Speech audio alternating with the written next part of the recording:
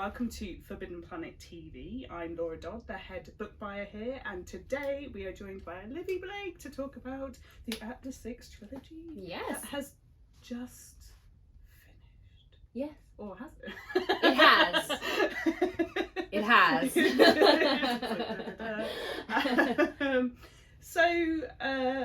I remember the Atlas 6 from a few years back, and I saw the, obviously the self-published cover. The artwork was incredible, and you just have a feeling about certain things. So you're just like, I think this is going to be big. I did not have that feeling. You did. To be clear, I was that feeling eclipsed me. Yeah. So yes. So what was your kind of journey like to traditional publishing, and did you have to change much from so I do like talking about this because I think sometimes people think that like I did something magical in my self-publishing process, which I did not. So like I was self-publishing concepts that I knew were not going to work for the traditional market. So Masters of Death, for example, has a vampire, and when I queried it in 2017, every agent was like, no, we're super oversaturated in paranormal romances. So this is one that I was like, nope. One for My Enemy is another one that was like the witch thing at the time was not hot, and so I was like, okay, fine. And then when I wrote the Atlas 6, I was like, actually, this is too hard to put into query terms. Like it's too hard to pitch because I wanted to do something that felt very derivative, and I think you can feel that in the sense that people have lots of comps for it and they're all accurate. Like you can say it's like X-Men and like Kingsman, you can say it's a psychological thriller like The Secret History, and all of those things are true.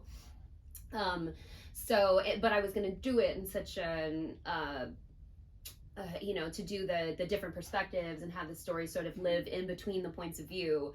That was the part that was going to be hard to explain. So I was like, I'm just going to self-publish it and, do this trilogy for me and just for fun, basically, for kicks, explore how to live ethically, and continued trying to traditionally publish. So after I wrote the Atlas 6, I wrote the book My Mechanical Romance, which is actually what got my agent, like probably the month after the Atlas 6, after I self-published the Atlas 6.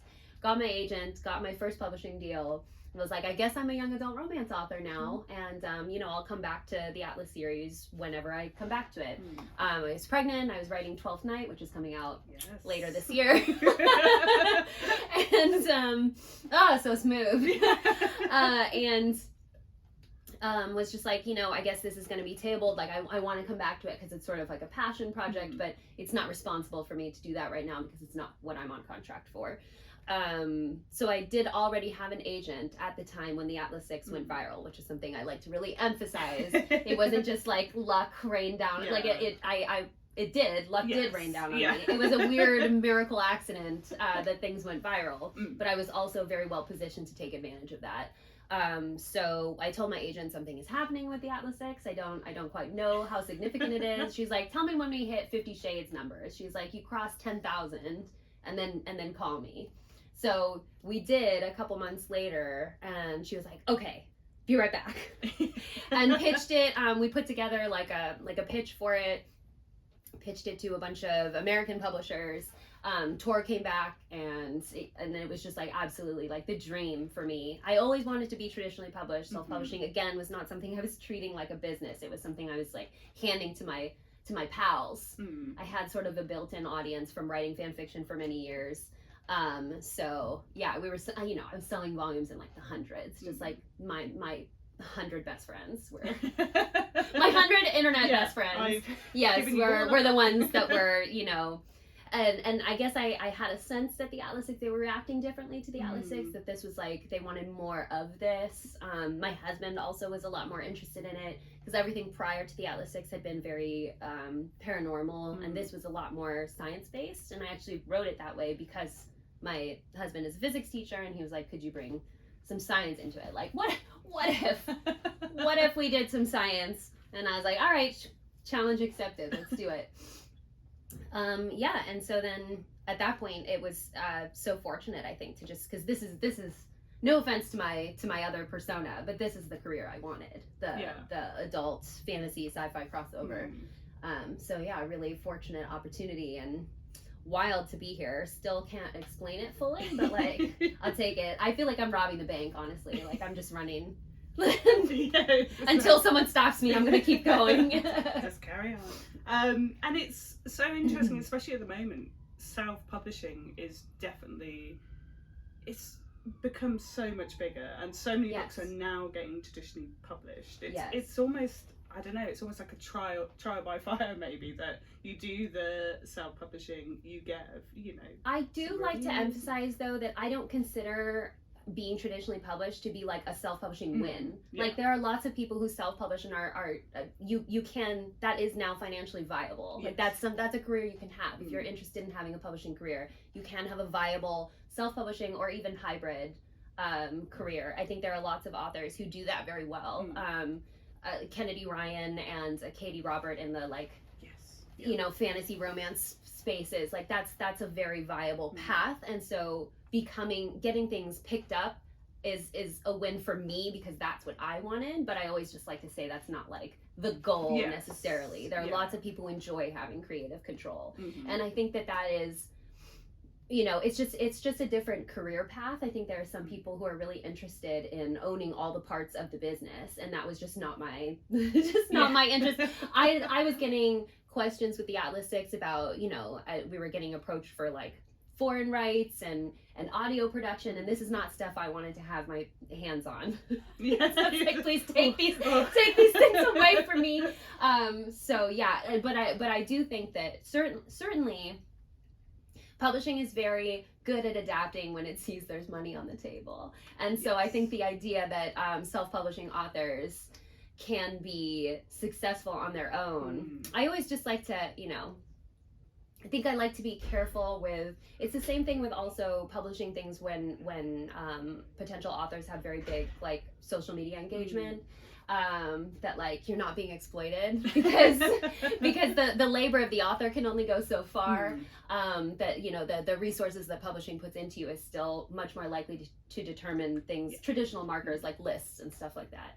Sorry, I like I'm totally equivocating, but I just like to say, like, this is one way to do things that would be very hard to replicate.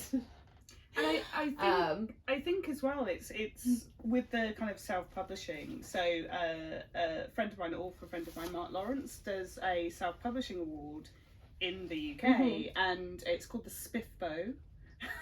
And he has various readers, and they all get sent different books to read over the course of like 3 months. And the winner of the Spiffbo, quite a few of them have now been picked up for traditional publishing. So it's great that that's definitely getting some more coverage and stuff, because there's some great stuff going on. And sometimes publishers, they just need to catch up sometimes. They can at very least recognize the potential for value. Yes. Yeah, exactly. And that is certainly there. Exactly. So I suppose another quite interesting thing. So I was listening to the Atlas 6, and this is I don't normally do audiobooks, but they're great audiobooks. They are very, very good. Is amazing. Shout out to my producer Steve at Macmillan Audio. It definitely it gets across the very angsty, horny group of teenagers that we're kind of following. Not teenagers. They are in their 20s. Yeah, they are not young adults. They almost occasionally almost feel like a little younger. I think that's an opinion. Still within the realms of like legality. Opinions. So how important was it to get that kind of voice right? Did you have to kind of look back at like old diary entries and just think, oh god, like how do I get this like 20-year-old, 21-year-old like angsty voice across? They're older than that. So I wouldn't say that it was a looking backward kind of thing. I mean, it's definitely, they are meant to be, because they are so exceptionally talented, but they're not happy people. They're not people who are exceptionally interested in goodness. They're people who live under conditions where it is challenging to make good choices, which is what I wanted to do. I was kind of exploring the idea that, because at the time that I was writing the Atlas 6, I wanted to have a child, but I didn't feel that that was an ethical choice, given what I knew about politics and about the world. And I think at that point, I mean, the climate scenarios are never not dire at this point, but I think at the time it had just been announced that we had like 10 years of air left. Oh, It's like it would be quite irresponsible to have a baby right now, but I really want one, and how do I figure out how to live ethically in the world? And so I wanted, the Atlas series is ultimately slightly climate fiction. I was like, what if we took the possibility, what if we solved climate change, and how would we approach ethics in that way? And so I wanted to take these very, very talented people who are in a place of, they have so much power that morality is very easy to warp. And I also wanted to play with sort of the theater of academia, the idea that because you're in this place where you're cut off from the consequences of the world, which is something that for me, what's very dark academia about the books is the way that, similar to The Secret History, which was definitely an influence, that being within this enclosed space where your scope of stakes is very, warped is the best word for it, that you're in this very claustrophobic environment where you kind of forget what actually matters and whose lives actually matter. And I wanted that to definitely happen in the first book, to lose sight of the groundedness, the interconnectedness, the collective human is very much a theme throughout the trilogy, and what do we owe each other? So they start from a place of not really caring what they owe each other, and in a place of very individualized stakes and wanting to prove something about themselves, and then kind of the bottom falls out gradually throughout the books. It's just like, actually, it doesn't matter. I will never prove that I single-handedly am enough. That's just not a thing. Yeah. So I think you really have to start at the bottom to kind of follow that journey through. Yes, yeah. And it's as well just fascinating how, especially with the whole idea of the Library of Alexandria, that there's all these kind of hidden things that we may not have considered, that the normal person walking down the street wouldn't think that these things could still exist, or that they're kind of myths and fables from long ago. And I really like the idea that there's all this kind of hidden away knowledge, and only certain people can access it. So did you find some of those ideas, because I think you kind of started more in, was it you went to law school? I did. So yes, I dropped out of law school. We're glad you did. Did it kind of come from any kind of experiences you had from kind of going down, I suppose, not necessarily I suppose an academic route, and also like the proper job, like rather than going down kind of the artistic route? Yes, my mother's an immigrant, and it would never have been acceptable for me to be like, I'm going to study literature. I studied urban planning and public policy. I have a master's in urban planning. Then I went to law school, and I kept trying very hard for a practical job. And unfortunately, like writing, people always ask me, when did you decide to be a writer? I did not. Writing came for me in the night with a hatchet. Unfortunately, it's the only thing I'm even marginally good at. I worked in criminal justice for a while, and I wanted to play with the idea of, what if we had all this access to magic, to knowledge, to power? Would that change anything? And really the answer, not to spoil the trilogy, is no, it doesn't change anything. That most of what we already know, we know a lot, and what we do with that knowledge is not necessarily any different. We know there are dire climate scenarios, and that doesn't necessarily mean anything. Yes. And it's quite interesting as well how the series progresses, because you obviously have a group of characters who, different parts of the world, they have different things driving them, and like you said, may not necessarily be aware or even care about the other people in the group. And then as book 2 almost feels like, now we've got to kind of understand a bit more where we're coming from, what we're trying to do. So how for you did you kind of keep track of each character and like where their story was progressing? Mental illness, yeah. I'm a pantser, so I went into this trilogy with an idea of like how some of the relationships were going to go. I had an idea of which characters were going to align in book 2.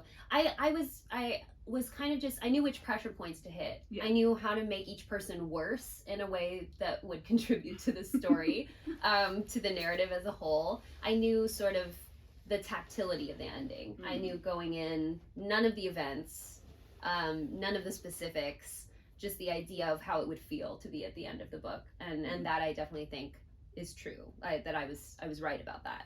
I did, when I was writing book 3, I was like, at this point, professionally speaking, I should outline. Like, I should, like, at this point, I should know what's happening. And I did outline, and then I got to the last, like, 90% of my outline, and I couldn't make it work. I just threw it out. And I do think it feels how I imagined it would feel. But a lot of how we got there was just sort of, like I said, pressure points. In book 1, I had an idea of a character who was going to be on this sort of larger corruption arc, that something was going to happen to them that was going to throw them off their original plan and affect all of their later decisions. And then I like to joke that book 2 is like the episode of Parks and Rec where Jerry retires and they're like, who's the new Jerry? So book 2 is like, who's the new Jerry? and I really wanted to push that. Like, book 2 doesn't have a very strong timeline, and that was intentional. That was just the sort of unmoored feeling of independent study, and like once you've gone far enough in academia and you're you just start to come unglued. And I wanted that feeling of like all of these people are now in kind of the worst possible position.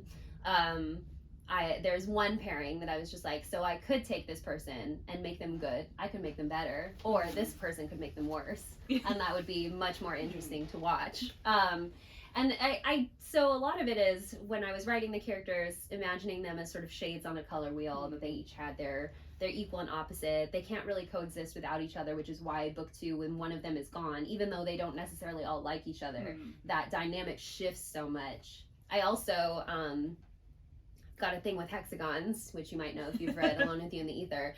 And so I wanted to start with this concept of 6 and weaken it. You take one away and that's a much less stable shape mathematically. And and so I wanted to do that, like take away one of the table legs and watch it lean, and then see how that came to, how they still sort of come around to this place of this sort of inevitable realization of what really matters.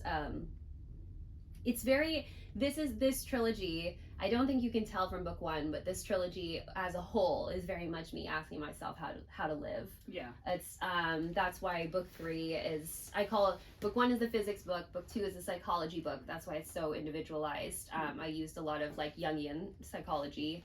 And then book 3 is philosophical, broken up by philosophical schools of thought, and kind of each part kind of exploring from a different perspective how you could look at the world and how you could allow that to determine the way that you move forward in the world. And then kind of landing on this idea that is essentially the theme of Frozen 2, so you could actually just watch that movie if you wanted, about doing the next right thing. So I might have just saved you some time, but you should still read the book and watch Frozen. I mean, if you like a little theoretical physics, if you enjoy The Good Place, in terms of the philosophy, but it was definitely a lot of thought experiments. I did want it to feel academic. I loved, again, like I said in The Secret History, that feeling of when you're in a lecture and you can feel yourself becoming changed. You can feel your mindset shifting and you're thinking about things in a different way. That's another thing that's very good in Babel as well. I enjoy books like that are just about the feeling of being in academia, and I hoped to capture that in different ways in this series as well. Obviously Babel's another kind of exquisite book. There is something about, especially I think with the Atlas Complex, and again, no spoilers for anyone out there, it's a book that it kind of it changes your perception a little bit. It kind of sits with you and you kind of have to think about it for a while, which I really enjoyed. Yes, you have to be the kind of person who likes to think about. It's not escapist, which I think that book 1, going into it, you could say, I think people liked the escapist qualities, but that was always kind of a trick that was always sort of going to be subverted. I wanted you to buy into this bottle episode, you know, that they're here and they're behaving one way, but as we widen the scope, I say that Westworld was an influence in terms of form. Yes. That like you spend the first season just in Westworld and only understanding very little about how the rest of the world has created the conditions for Westworld, and then zooming out and seeing the broader scale, the ethos of the world. And that was something that I was also doing intentionally, and I lost where I was going, but but yeah, that was I don't know. So we can maybe look at kind of other influences, because there's definitely, when you're reading through, so Flatliners is one of my absolute favourites. The original film, and not the slightly trashy remake that they did, but just elements of, especially with it's Tristan's magic, that you know, the idea of being close to death and being able to kind of, so yeah, what other kind of inspirations did you pull on? Were there certain films or books that really kind of influenced the series? I think you can feel the presence of Inception. That wasn't something I was doing on purpose, but then I was like, oh wait, this is reminding me of something. People have compared it to X-Men, which I'm sort of familiar with.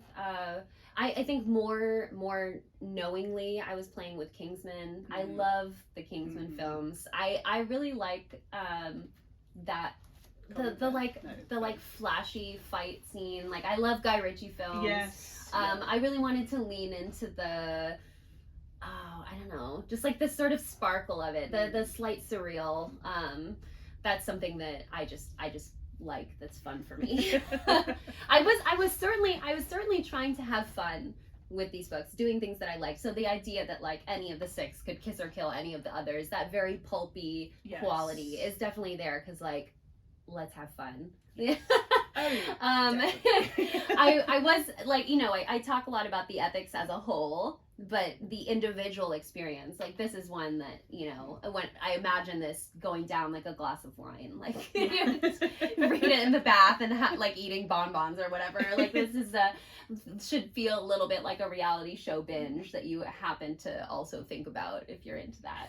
I like to think there's like sort of two reads there. You can read it and just enjoy the pulpiness of the plot and just kind of buy into the relationships, and like I said, it's like a reality show binge. And then if you want to take an extra bite and think about the things that the thought exercises that I sort of put forward, that's the kind of person I am, I think. Like, let's have fun, but also what if we considered the possibility of a collective human subconscious. And touching on that as well is the idea of, and I don't think many books actually manage to do this, but the whole idea of that any character could be shipped with any character. Yes. Like, thank you. There's the whole thing where you're just like, well, thank you for noticing. These two belong to, no, but actually that would be hotter if that, like, and suddenly you're, Yeah, well, so I come from fandom, and I also come from a non-canon ship, and I wrote like a very mentally ill 4 million words. and so that was actually something that was very interesting about the process, because for me, these books were never, I was never concerned with end games. Like, that just was not part of the fun for me. And so for people to determine in book one, like, oh, this is my pet ship.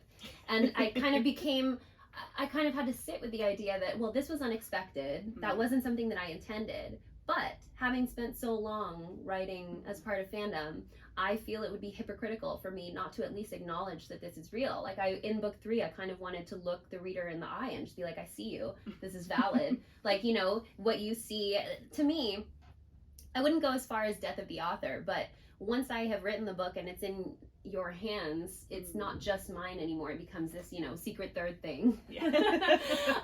So it's not what I wrote, and it's not just your interpretation. It's this sort of understanding of what you read into it, what matters to you versus what I put there for you to find.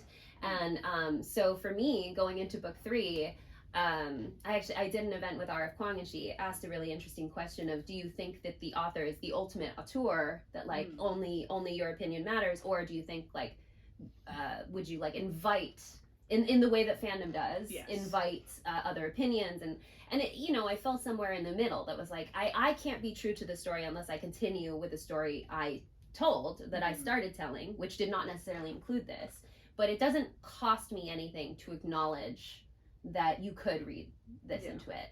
And I just felt like they're all of the relationships are crafted in a way that they're significant, and they all hold weight. You could put them in any combination. If you isolated any two characters, you could find plenty of evidence for why they should be together. Any two, in my opinion. And so I was like, yeah, let's do it. Let's legitimize that. Let's it comes from that spirit of fandom. That's like, if you read this, it's real. Especially, there's a certain scene, obviously, in book one, when they go back early after. Yes, that scene. So you're just like, okay, that's gonna, let's open some things up. I do, and I think that, this comes at an interesting time when people are constantly debating the merits of sex scenes. Yes. And I think that's sort of crazy that it's a debate, that I think a good sex scene is you cannot remove it because it has changed something emotionally. Yes. It has altered the stakes in a very real way that even if it's closed door, if you gloss it, like there are lots of people are like, you don't even need to read that scene. Like, no, you do need to read it, because this is a world where sex is also a form of manipulation. It's a form of power and exploitation, in the same way that magic is very sensual, and that there's just a lot of textures to the way that we experience our relationships with other people, and all of those are very important. And I think I like to just say it because I think we're at a point where people on the internet, there's this strange sort of censoring of sex and the kind of pretense that sex is not vital to, in some way, whether you want it or not want it, to the human experience is sort of silly to me. So I just like to take the opportunity to pop up on my soapbox there and say that scene is very, very critical, because it completely changes it changes the alliances in the books, and it therefore changes the events. Yeah, definitely. And I think it's a weird thing with sex, especially in fantasy novels, that there was an element of, especially 70s, 80s, where women were often just a sexual tool to move the plot along or whatever, and now actually women are kind of reclaiming their place in novels and stuff. Like things like, obviously, Gideon, when you have like Gideon just looking at some porn at the start of it, and it's just like, yeah, sure. Well, that's the thing, right? Your relationship to sex, whatever it is, is valid and significant. That's all I'm saying. Exactly. So to finish off the interview today, we're going to just quickly touch on kind of what you're working on next. Yes. And also, so to get you thinking, what do you think would be your power if you were in the Atlas 6? Yeah, I've got a very solid answer for that one. Okay. I would be a telepath for sure. Okay. I'm not interested in being responsible for other people's emotions. Callum is such an interesting character because people really change their minds about him, which is interesting to me as a creator, because I never tried to validate him in any way. Like, it was just like, he is what he is, and I'm not going to make you like him if you don't want to. It's fine. But to me, his power makes a lot of sense as an annoying thing. Yes. I do not want to be an empath. However, I would enjoy being a telepath. I am a little bit nosy that way, I think. I have like voyeuristic tendencies, intellectually speaking. And I would be very interested in observing and potentially influencing people's thoughts. As for what's next, so this year I have 12th Night, which I mentioned. My story anthology Januaries is coming out in October. Next year, 2025, very excited because I have two very different books coming out. Gifted and Talented is sort of Succession but with magic. It's actually inspired by the Royal Tenenbaums. So it's these former prodigies who are brought together for their father's funeral, and their personal lives are just going completely haywire. One of them is accidentally causing apocalypses. It's fine.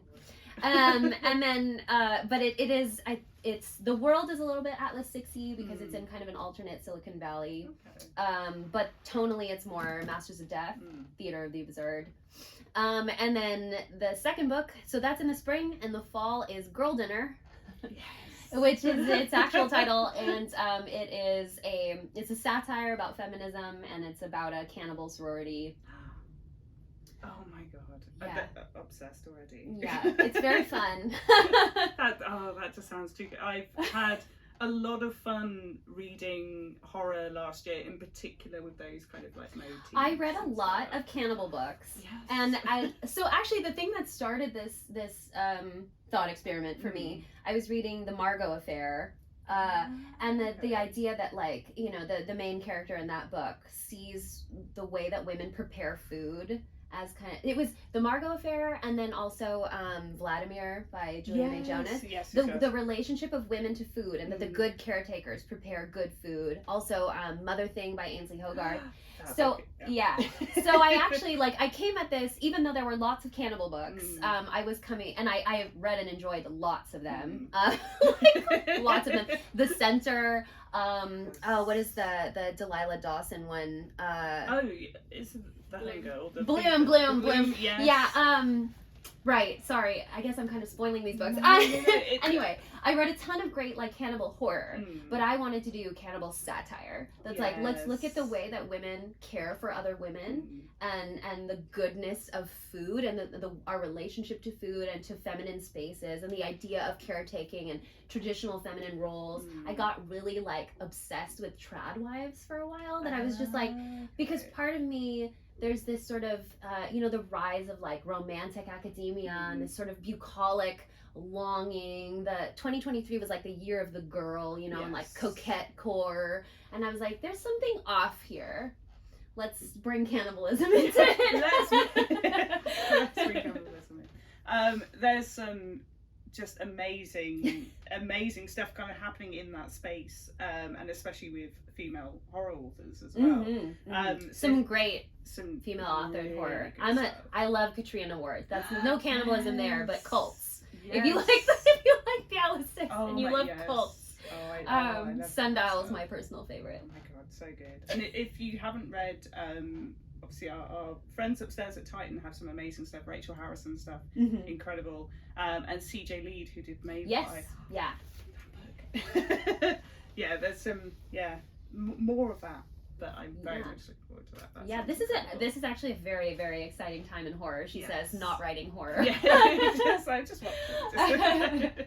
And for our last question, what are you currently reading, watching, and if you game, what are you playing? Okay, I am, oh my god, of course, now I've never read a book in my life.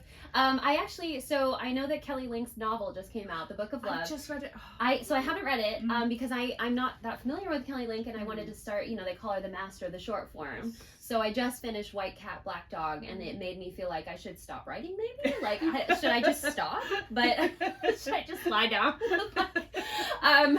There's some people who are so good at this.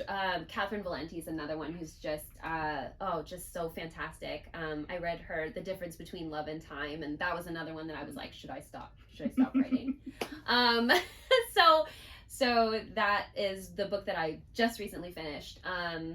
What am I watching? What an excellent question.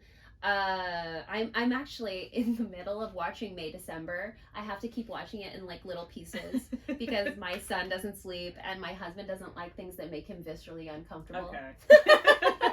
So I'm in the process of watching May December. For me, it's like a TV series because I stop every 20 minutes. And no games to report for now, but yeah. We had the same experience at the weekend. Me and my boyfriend watched Saltburn, and he found some of the scenes a bit uncomfortable. Right, yes, yeah. I'm just like, of course he's doing that. Yeah, I just sort of, I haven't seen it yet, but I think it just immediately was giving me The Talented Mr. Ripley vibes, which I love The Talented Mr. Ripley. I find that to be like also sartorially excellent. Like that's very like fashion inspo. I think Matt Damon is great in it. Jude Law is so handsome in it. It's just so many beautiful people.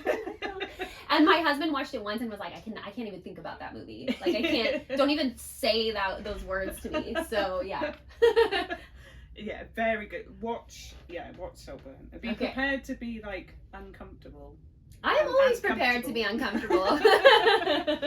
but very good. And this actually, it gave me very Atlas 60 kind of. You know, yeah, I've heard that. So But yeah, thank you so much, Olivie, for joining us today. And there will be signed copies available on our website. So listen to this, go get all the books, read them all. You'll love them. And thank you so much. Or you won't. Go with what you feel. We'll see you next time. Bye. If you're enjoying watching Forbidden Planet TV and you're enjoying watching us talk to the world's most interesting and accomplished filmmakers, authors, artists, musicians, creators, subscribe right here. See you soon.